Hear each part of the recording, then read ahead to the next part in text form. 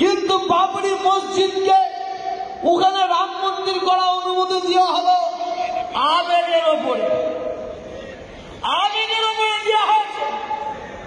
একজনের সুন্দর বউ ঘুরছে, আমাদের সবাই আবেগটা হাত, এইভাবে রায় দেওয়া হচ্ছে,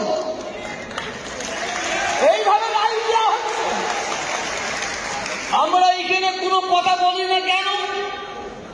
আমরা দেশকে ভালোবাসি, আমরা আইনকে সম্মান দিই।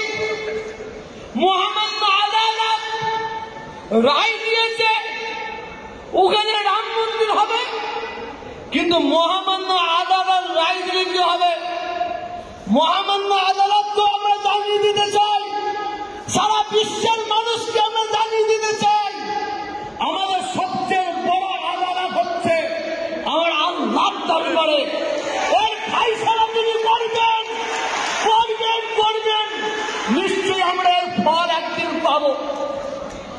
কিন্তু একদল সম্প্রদায় মনোভাবপূর্ণ ব্যক্তি, বিশেষ করে কিছু গদি মিডিয়া, কিছু পাঁচাটা মিডিয়া, যারা এই ধরনের খবর না করলে তাদের মা বাবার খাওয়া হবে না, তাদের ছেলে মেয়েদের মুখে অন্ন যাবে না।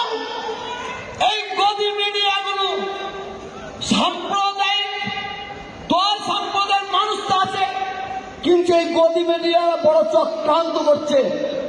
এ থেকে আমাদের সাবধান থাকতে হবে। আমি প্রত্যেকের কাছে দাবি রেখে যাচ্ছি, আপনাদের এলাকায় যদি কোনো গদি মিডিয়া, কোনো মিডিয়া ঘটে, আপনারা তাদের ফলো রাখবেন।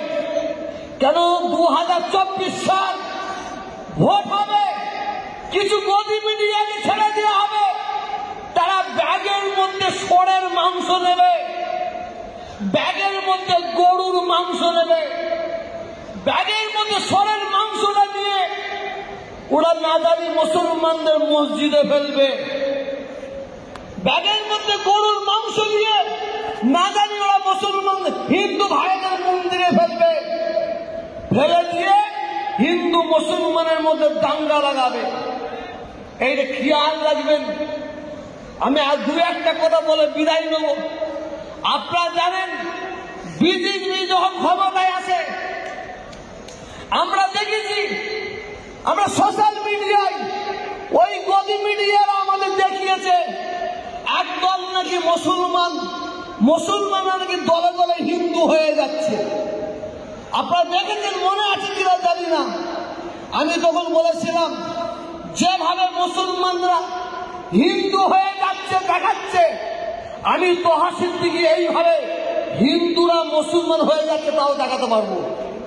কারণ আমি 2000 মুসলমানকে পুরো নাড়া করে দেবো, নাড়া করে দিয়ে মাথায় একটা টিকলি চুল রেখে দেবো, আর তাদের কপালে সিঁদুর দিয়ে আর ওই 5টা গদি মিডিয়াদের নিয়ে আসবো, 1000 টাকা তাদের দেবো, তোরা এইটা ছড়িয়ে দে, মিডিয়ার মধ্যে ছড়িয়ে দে, তোরা প্রচার কর যে হাজার হিন্দু এরা মুসলমান হচ্ছে, কিন্তু এরা কিন্তু একটা কেউ হিন্দু নয়, সব মুসলমানকে সাথ দিয়ে আমরা হিন্দুকে বাংলা। ঠিক ওই বিজেপি আরএসএস ওরা একদম হিন্দুকে টুপি মাথায় দিয়ে তারা এক জায়গায় বসে তারা মুসলমান থেকে হিন্দু বানাচ্ছে।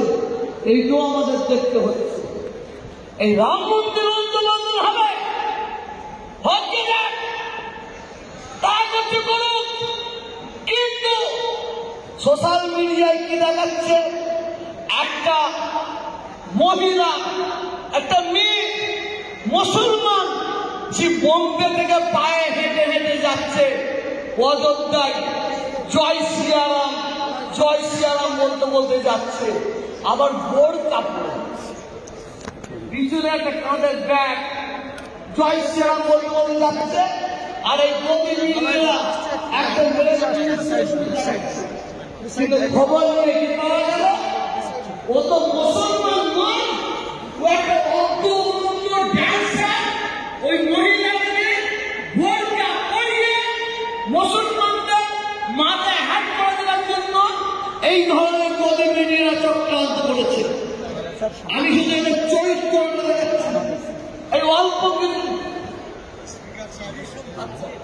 এই অল্প কিছুদিন আগে আমাদের স্পিকার সাহেব এসেছেন, ওনাকে ধন্যবাদ জানাই। বক্তব্য শেষ করবো।